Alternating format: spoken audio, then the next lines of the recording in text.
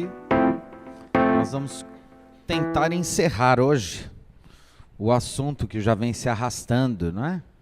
Que é o trecho do Livro dos Espíritos que fala da igualdade perante o túmulo. E todas as nossas ponderações nos últimos domingos têm sido no seguinte sentido, que isso que o senso comum, aquilo que as pessoas dizem, não é, que o túmulo realmente seria o símbolo da justiça, pobres, ricos, jovens, velhos, bons, maus, mulheres, homens, todos iguais perante o túmulo, seria uma grande injustiça. Afinal de contas, seria a negação do mérito. Nós sabemos, portanto, que é justamente dessa injustiça, quer dizer, de tudo terminar para todo mundo igual do mesmo jeito, é que faz germinar aquilo que a gente entende como sendo a experiência religiosa. Por que que o ser humano desenvolveu a chamada experiência religiosa, que os espíritos vão dizer que está inata, né, no ser, que está no âmago do ser, que está na essência espiritual do homem? É justamente essa injustiça.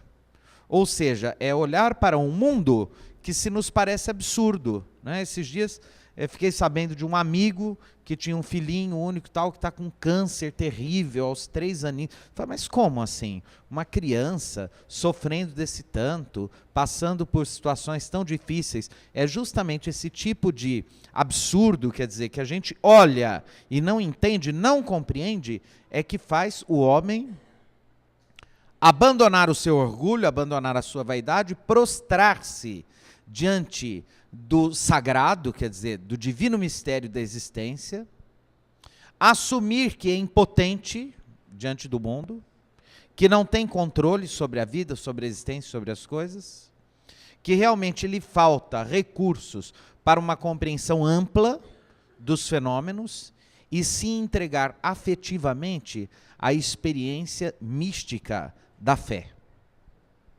E essa experiência mística da fé é justamente, quanto maior, tanto nós aceitamos pela fé os desígnios divinos.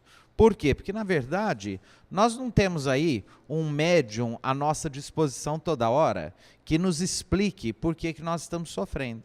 Já imaginou? Seria perfeito, cada coisa ruim que nos acontece, um médium diria, olha, isso te aconteceu porque na encarnação passada aconteceu tal coisa, ou você fez isso, ou você fez essa, mas nós não temos. Então nós temos que, realmente, através do estudo, da compreensão, através da experiência da fé, entender que nós não temos à nossa disposição esse recurso, aceitar a vida como ela se apresenta, e principalmente, se for uma fé verdadeira, aceitar que, por trás de tudo, há uma sabedoria divina, que nos foge à compreensão momentânea, que em algum momento, lá no mundo espiritual, tudo vai ficar claro, que nós vamos entender isso que aqui parece terrível, é uma tragédia, parece insuportável, lá no mundo espiritual, libertos do corpo físico, com a visão dilatada que o espírito tem, a gente vai olhar para trás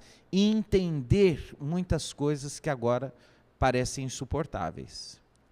E aí nós vamos ver, e os espíritos nos dizem isso com clareza, que muito daquilo que a gente julga insuportável ainda foi mais leve do que poderia ter sido por acréscimo da misericórdia divina, que muitas vezes ameniza a justiça divina a nosso favor, para que a gente dê conta de pagar a prestações, as dívidas que nós assumimos no atacado, à vista, não é?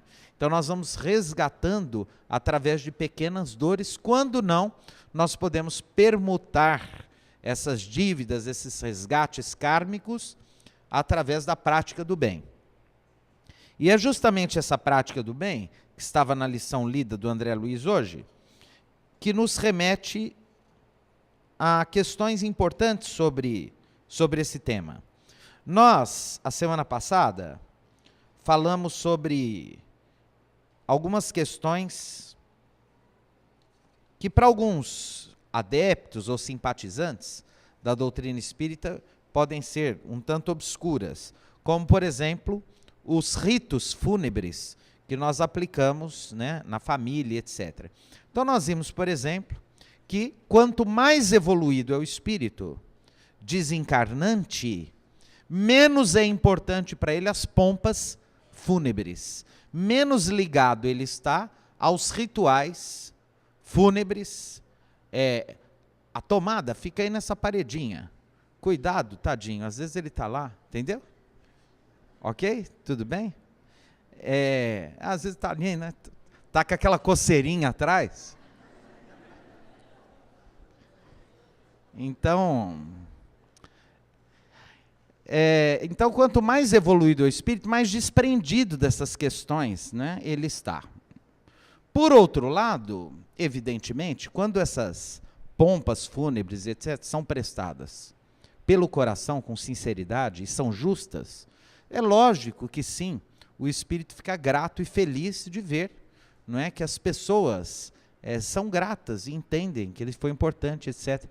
Então a gente vê, por exemplo, o sepultamento do Chico Xavier, não é?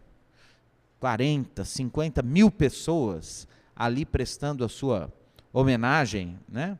Os sepultamentos funerais do Papa João Paulo II, de Madre Teresa de Calcutá, de Irmã Dulce, no Rio de Janeiro, no início do século passado, do Barão do Rio Branco, que foi o maior funeral da história do Brasil.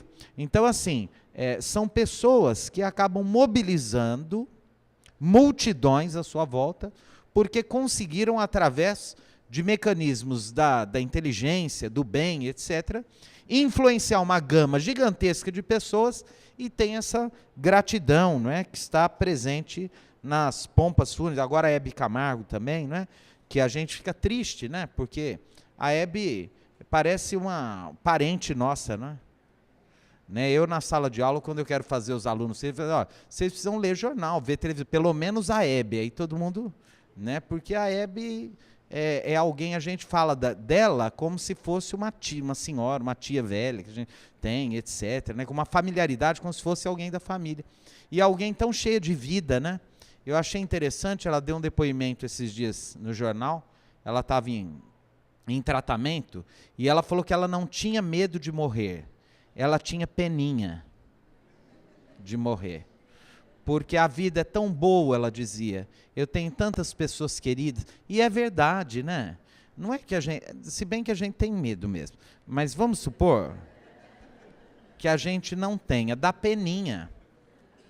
Não dá peninha de ter que deixar tudo aí? Por isso que eu sempre costumo dizer que às vezes uma doença longa nos prepara melhor para a desencarnação. Porque quando a gente fica muito cansado da existência, com dor, depois de uma doença prolongada, isso facilita muito o nosso desprendimento e a nossa espiritualização. Então esse povo que fala assim, eu queria morrer de repente, cuidado. Quem desencarna repentinamente, em geral, adentra o mundo espiritual em situações de muita perturbação. Mais do que as pessoas que passam por um período de doença e que vão se desprendendo, se desfazendo, não é, da matéria, dos interesses aqui da Terra e tal, e aí vão se espiritualizando, não é? Muito bem. E eu falei que eu ia falar de uma questão aqui que era a seguinte.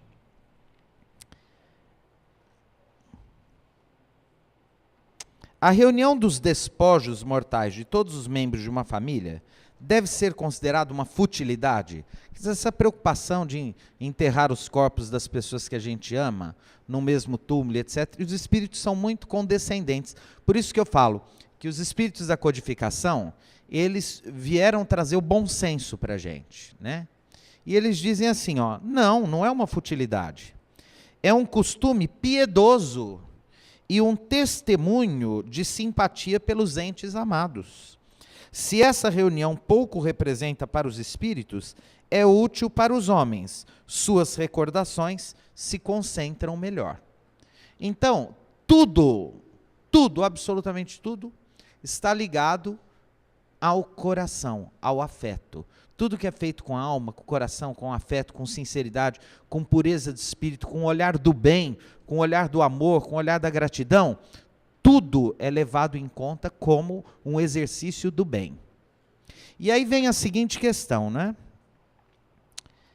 A alma que volta à vida espiritual é sensível às honras que tributam ao seu corpo, etc.? Sim, lógico, se forem sinceras. E o espírito assiste ao seu enterro? Alguns sim.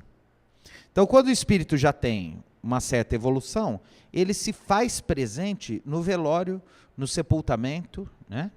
Está ali presente, observa tudo, às vezes acompanha até o último momento.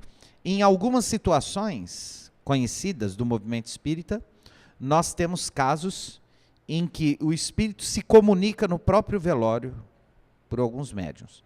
Então, aqui em Ribeirão Preto, por exemplo, se tornou famoso o caso do desencarne do seu Emanuel Gaetani, né? Que todos que conheceram se lembram que na sala do velório, né, um médium incorporou e deu uma mensagem, transmitiu uma mensagem, inclusive reproduzindo até o sotaque italiano do espírito, etc., italianado e tal, e dando testemunho da imortalidade da alma, dizendo que ele estava ali, vivo, em espírito, acompanhando, etc. e tal. Um outro caso famoso foi na morte do bandeirante do espiritismo, Caibar Schutel, em Matão, quando do seu desencarne, havia um médium na cidade de grandes recursos, chamado Urbano de Assis Xavier, pai de uma médium que está em atividade até hoje, a Célia Xavier de Camargo, e que transmitiu uma comunicação absolutamente autêntica, com recursos de detalhes da vida pessoal de Caibar Schutel, que só a família conhecia, etc., do lado do corpo, né, dando testemunho gritante da imortalidade do espírito ali na hora, quer dizer, absolutamente desprendido, livre, lúcido, solto, liberto das amarras do corpo, já em condições de adentrar o mundo espiritual com liberdade, com possibilidades de trabalho. Então, dependendo da evolução do espírito, maior o seu desprendimento. E aí vem a seguinte questão. Como a gente deve fazer? O que contribui, na verdade, para que a gente desencarne bem? Porque a gente fala muito de qualidade de vida, mas nós espíritas precisamos começar a falar de qualidade de morte. O Chico Xavier, antes de desencarnar, dizia que nós espíritas estamos desencarnando muito mal, em geral. Que, no geral, nós espíritas temos chegado no mundo espiritual em condições muito lamentáveis. E esse recado do Chico deve ficar, né, piscando como um alerta para a gente. Quer dizer, a gente vai ao centro, lê, estuda, né? E aí, o que está acontecendo com a gente? Que apesar de tudo, a gente está chegando no mundo espiritual em condições não muito assim, muito boas, né? E aí eu fiz uma listinha aqui, que é um resuminho do que a gente pode considerar como importante. Onde está aqui? Ah, está aqui, né? Nessa preparação para a gente seguir mundo afora. Bom, Emmanuel nos diz que a desencarnação em si não opera mudança fundamental na personalidade do espírito. Então, se eu cair aqui fulminado por um infarto enquanto eu falo, esse que vai chegar lá é exatamente esse que está falando. Não é? Quer dizer, a gente não fica mais santo, mais perfeito e melhor porque desencarnou. A gente chega lá do jeito que está aqui, é a mesma personalidade, é tudo igual. Com o tempo, à medida que a gente vai tendo acesso aos centros de memória espiritual e, portanto, as recordações das nossas existências pretéritas, etc., a gente vai se adequando melhor à personalidade com a qual a gente teve mais afinidade. Então, vamos supor que eu tenha alguma existência minha no passado, que eu fui mais feliz, que eu gostei mais, que eu gostei de viver aquela figura. Pode ser que com o tempo esse André aqui desapareça e eu vou tomando uma forma mais próxima daquela forma espiritual e etc, daquela encarnação que foi mais importante para mim. Se essa foi mais importante para mim, eu continuo com essa, né? Eu gosto muito de ler a parte do Livro dos Espíritos que fala da plasticidade do perispírito, porque aí se aparece com a forma que você quer, por exemplo, né? Enfim.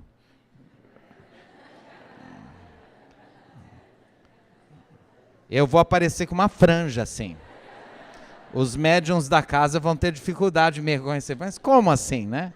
Peruca no mundo espiritual? Não, é a plasticidade do perispírito, né? A gente aparece, modela de acordo. E quanto mais evoluído o espírito, mais ele tem poder sobre a plasticidade do perispírito para modelar a aparência dele como ele quer que se apresente no mundo espiritual e etc. Eu, às vezes, sonho com parentes meus desencarnados e é comum eu vê-los em sonho com aparências bem mais jovens e bonitas. Então, se você está sofrendo muito porque não tem grana fazer uma plástica, fique tranquilo, desencarne. Ao desencarnar, tudo volta. É verdade. Eu vejo nos meus desdobramentos, espíritos desencarnados, que desencarnado estrupiado, muito velho e tal. Depois de algum tempo eu tenho contato em sonho com eles, vêm bonitos assim, né? Mais jovens, mais interessantes. Gente que estava muito curvada, vem ereta tal, né? Então assim, no mundo espiritual é a plasticidade do perispírito que vai se modelando, se adaptando às pulsões mentais do espírito. O espírito tem pulsões mentais. Essas pulsões mentais vão modelando, vão plasmando a aparência do espírito. Bom, então o que a gente tem que fazer? Bom, primeira coisa que é fundamental, de dentro para fora, o nosso intelecto.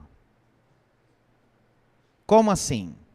Quanto mais a gente puder estudar, e quanto mais a gente puder compreender com clareza a realidade do mundo espiritual, melhor para a gente quando desencarnar. Por quê? Porque a gente vai mais ou menos desencarnar, e seja numa situação muito difícil e lamentável, ou seja numa situação boa, mentalmente a gente vai saber exatamente o que está acontecendo.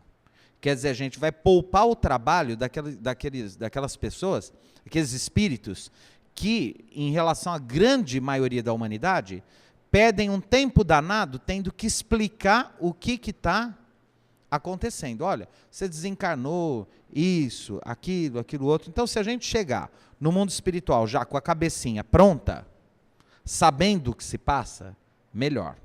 Então, ler mais, se intelectualizar. A mente humana, particularmente o processo físico, quer dizer, o nosso cérebro, essa glândula maravilhosa que está aqui, ela é como, a gente não vai na academia para fazer os músculos ficarem rijos, quanto mais a gente ler, raciocinar, pensar e, né, conseguir manter o pensamento em atividade, melhor. Como? Leitura, né, reflexão, né, não abrir mão do pensamento, a escrita, a leitura. Por isso que a melhor prevenção, por exemplo, o Alzheimer, né, é ficar em atividade, cabeça em atividade. Bom, então essa é a primeira grande providência. A gente precisa ler mais e ler com inteligência crítica, questionar, refletir mais. Depois, o aspecto moral. Como assim? Primeiro, não fazer o mal. Então esse é o primeiro, né? Se a gente puder, não vamos fazer o mal. Porque todo mal que a gente, né, vem a fazer é um peso terrível que a gente carrega. Então não fazer o mal estar quites com o próximo, quer dizer, olha, passei pela vida e não fiz mal a ninguém. É uma beleza, já é um primeiro passo, um degrau importantíssimo, não lesei a ninguém, e etc e tal. Então, primeiro, desenvolvimento intelectual. Estudar o mundo espiritual, estudar a doutrina, estudar esses conceitos que vão abrir nossa cabeça para chegar lá e a gente ter noção do que vai acontecer. Segundo, não fazer o mal. Para não sentir culpa, não carregar culpas. Depois, fazer o bem. Porque às vezes a gente não faz o mal, mas também não faz o bem. Não fazendo o mal já é uma maravilha. Mas se a gente, além de não fazer o mal, conseguir fazer o bem, aí é perfeito. E esse fazer o bem não precisa assim parar tudo para fazer o bem lá na creche, no asilo, no centro espírita. Não, é fazer o bem o dia todo, o tempo todo. Como assim? Eu sou faxineiro, eu vou tentar fazer a faxina que eu tenho com amor, com carinho, com espírito de doação, tentar fazer além do que eu posso. Eu encontro com alguém na rua, eu vou tentar ser alegre, eu vou tentar dizer uma palavra de alegria, de conforto, esperança, de bom ânimo, de estímulo. Tem gente, hoje a lição que foi lida aqui do André Luiz, interessante, nós não serviríamos um bolo envenenado aos amigos. O que ele chama de bolo envenenado? Fuxico, fofoca, fala mal de coisa triste. Tem gente que está sempre para baixo, sempre reclamando da vida, sempre se queixando, sempre falando coisas tristes, negativas. Isso é fazer o mal. A gente contamina as pessoas com isso. Então o que é fazer o bem? Pode ser o tempo todo. Dando para a gente ajudar numa igreja, num hospital, num centro espírita, seja o que for, é bom também. Mas por que eu estou falando disso? Porque às vezes a gente fica com essa idealização, achando que fazer o bem é fazer o bem de uma forma religiosa, e não é. Tem gente que tem religião, vai no centro espírita 3, 4 vezes e não faz o bem. Vai na obrigação, quer dizer, é uma pessoa chata, intratável, bicuda, ranzinza, ignorante, chata. Aliás, é o que mais tem, viu? E não é só aqui não, é gente carola, beata, chata, rançosa. Então, a gente precisa tomar cuidado com o que a gente faz da religião também, para não ficar chato. Tem gente chata, crítica, julgando os outros, é um horror. Então, assim, a gente tem que fazer o bem no dia a dia. Tem um monte de gente que não tem religião e faz o bem. E tem um monte de gente que vai no centro, na igreja todo dia e não faz o bem. Então, fazer o bem sempre que possível. Depois, eu usei aqui uma crônica da Danusa Leão, na Folha de São Paulo, que eu gosto muito. Há pessoas que são fáceis e há pessoas que são difíceis. Se a gente conseguir ser uma pessoa fácil, isso facilita muito na hora de desencarnar, porque a gente não cria problema. Tem gente que tem dificuldade de desencarnar também. Na hora da desencarnação, se a gente for docinho, chegaram lá, a gente está lá, na morfina. Meio lá, meio cá.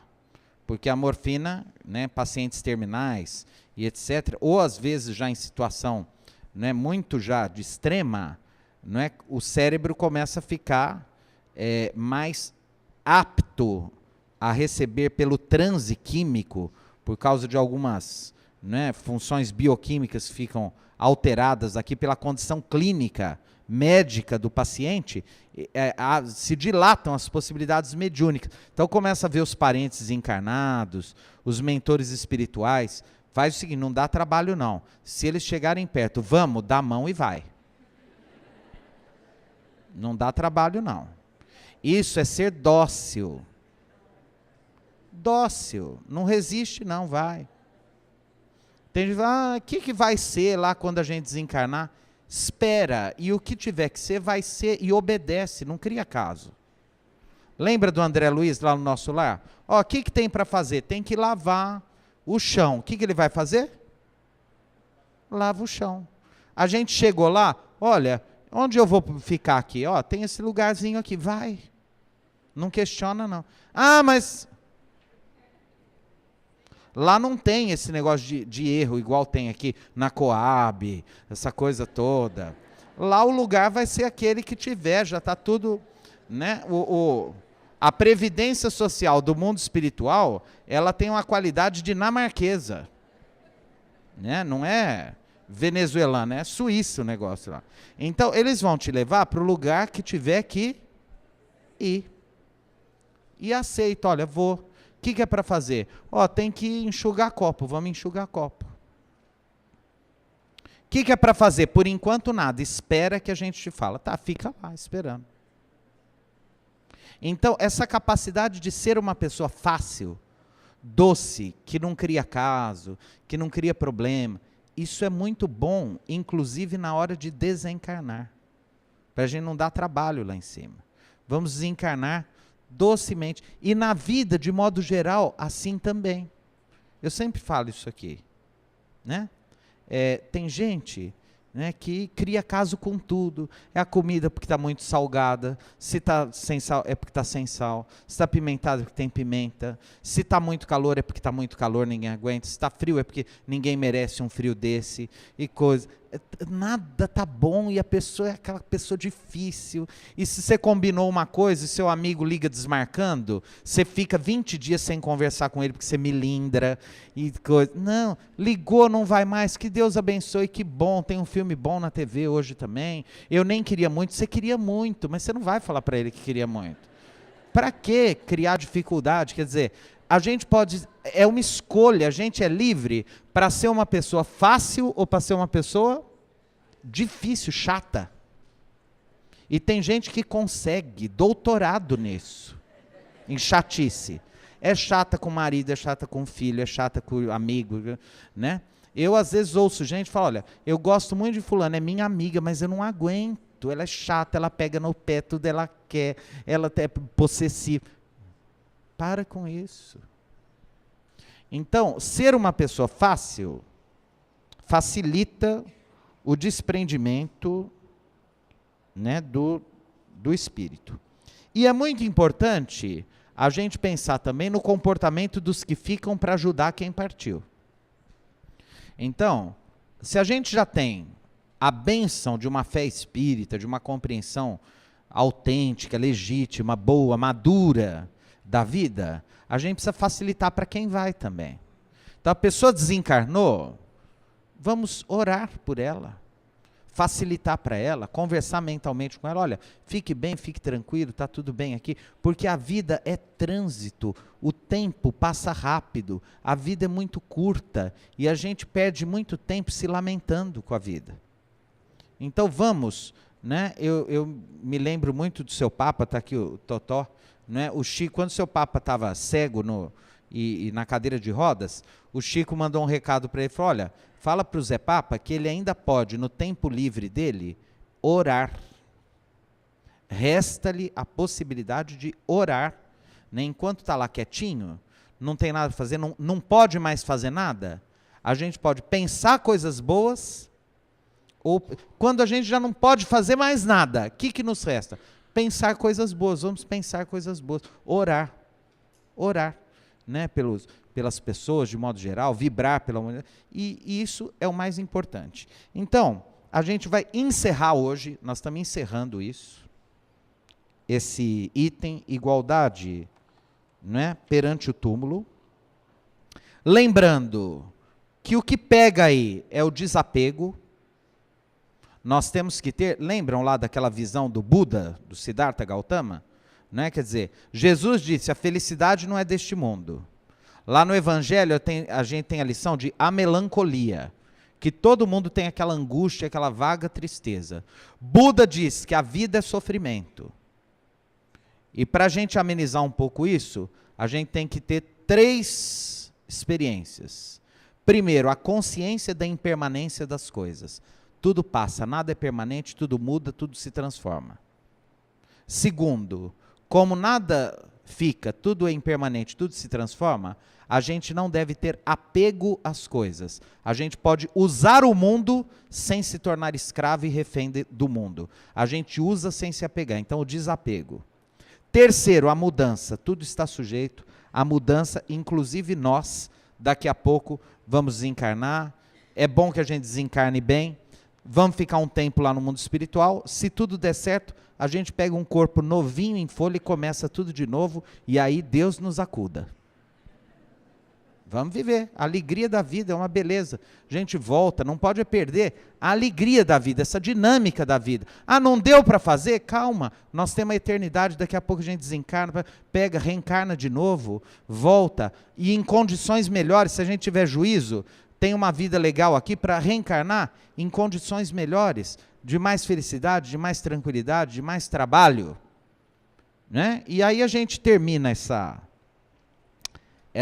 parte e vai dar início, daqui a 15 dias, no capítulo 10, Lei de Liberdade. Então a gente terminou o capítulo 9 e vai começar com Lei de Liberdade. E para encerrar, a gente não vai nem com Emmanuel, nem com André Luiz. A gente vai para o Morro da Mangueira e vai se lembrar do Nelson Cavaquinho quando diz: sei que amanhã, quando eu morrer, os meus amigos vão dizer que eu tinha um bom coração. Alguns até hão de chorar, vão querer me homenagear, fazendo de ouro um violão. No meu caso é um violino, né? Mas sei que o tempo vai passar e que ninguém vai se lembrar que eu fui embora. Por isso é que eu canto assim. Se alguém quiser fazer por mim, que faça agora. Me dê as flores em vida, o carinho, a mão amiga, para aliviar meus ais. Depois, quando eu me chamar saudade, não preciso de vaidade, quero preces e nada mais.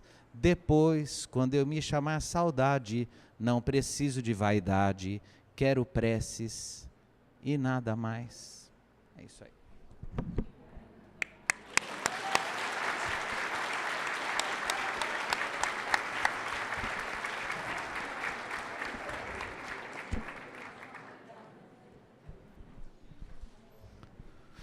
Vamos então, nesses momentos de paz, de espiritualidade, elevar os nossos pensamentos a Deus, nosso Pai, aos planos superiores da vida. Para isso, vamos relaxar, soltar as tensões, respirar bem fundo e lentamente, encher o pulmão de ar, soltar bem devagar. Vamos procurar esvaziar a nossa tela mental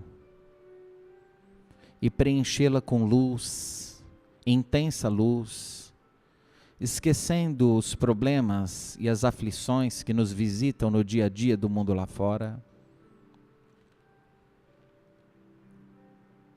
E mentalizando os fluidos que impregnam a atmosfera espiritual do nosso ambiente, sendo levados pela nossa respiração através da corrente sanguínea, a cada uma das células de nosso vaso físico, devolvendo-nos saúde, restauração e bem-estar.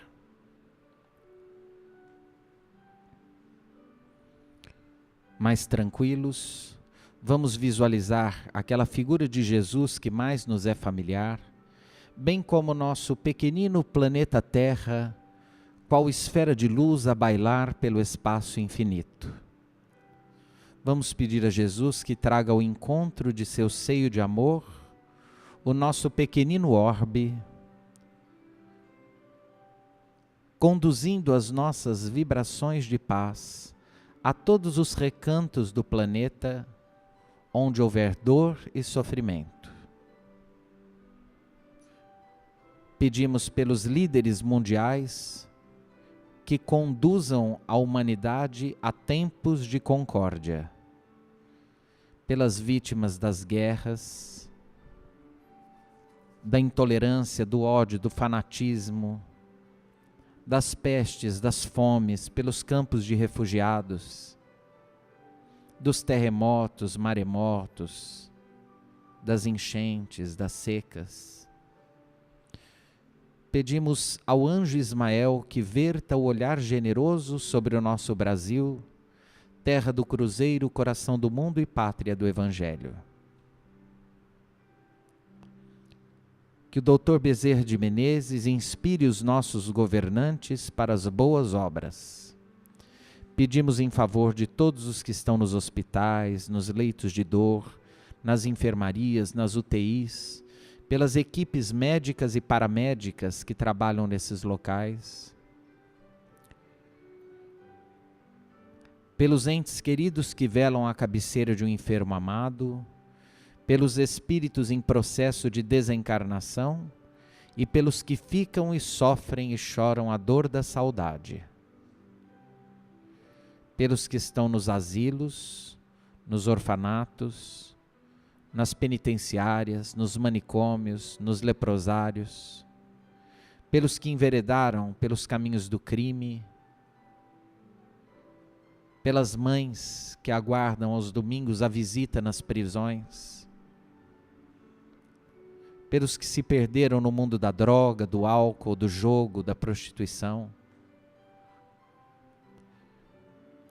pelos lares em conflito, onde não há Deus, amor, diálogo, pelos que perderam a fé, pelos tristes e oprimidos, pelos suicidas, pelos que buscam trabalho e não encontram, mas também por todos os que, sendo ricos, geram empregos.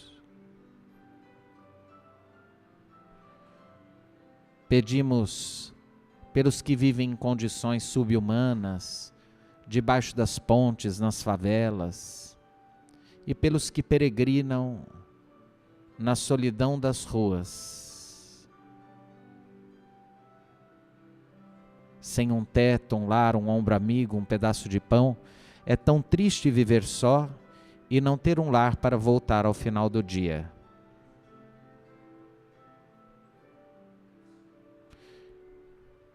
Pedimos por todas as religiões do mundo, independente dos rótulos, pelos seus líderes sinceros que preconizam a paz e a fraternidade, pela nossa doutrina espírita, pelos nossos órgãos de unificação, pela nossa Ribeirão Preto, nossa Vila Tibério, sua gente simples e amiga, pelo nosso Sanatório Espírita Vicente de Paulo, pela nossa casa do vovô, nossas creches e instituições, por este teto amigo que nos ampara nesta noite, pelos companheiros de Sacramento, de Palmelo, de Uberaba, pelos nossos amigos que nos visitam nesta noite, o Sérgio, a Marlene, pelos seus filhos, seus familiares, pelo nosso Bacelli, por todos os companheiros daquele oásis de amor, pelo coração inesquecível de nosso Chico Xavier, por todos que aqui estamos, mas também por aqueles que não estão aqui, mas estão nas nossas mentes, sejam amigos, parentes, familiares, encarnados ou desencarnados, mas também pelos nossos inimigos, pelos que nos perseguem, caluniam, aqueles com quem temos dificuldades de relacionamento. Pedimos pelo nosso trabalho, pelos colegas e também pelos nossos lares, solicitando as equipes de benfeitores espirituais que nesse instante visitem as nossas casas, higienizando espiritualmente esses locais, levando dali os espíritos maus ou enfermos que porventura ali se encontrem e trazendo a nosso benefício o amparo amigo dos benfeitores. Pedimos pela semana que se inicia, que sejamos mais simples, humildes, sábios, serenos, que tenhamos mais paciência, calma, tolerância, que ao cairmos sejamos capazes de levantar, sempre para a frente e para o alto, e que ao sairmos daqui nesta noite, depois do passe, em que os benfeitores e médicos do além trarão os medicamentos espirituais necessários a cada uma de nossas particulares necessidades, tenhamos nítida sensação de bem-estar, recarregados em nossas energias, física, mental e espiritualmente, para mais uma semana de lutas, e que sejamos vencedores e possamos estar aqui em muitos outros domingos, cantando as maravilhas do Evangelho, agradecendo pelas bênçãos da vida, pelo sol, pelo mar, pela lua, pela noite, pelas estrelas, pelos pássaros, pelos amigos, pela família, pela abençoada dor que nos eleva,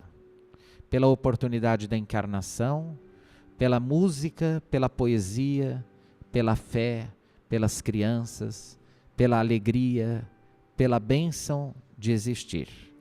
É assim mais uma vez, Jesus, divino médico de nossas almas, que nós pedimos licença para encerrar essas nossas vibrações, despedindo-nos em sua doce paz, mas suplicando ainda uma vez: fica sempre conosco, divino amigo, hoje, agora e por toda a eternidade. Que assim seja.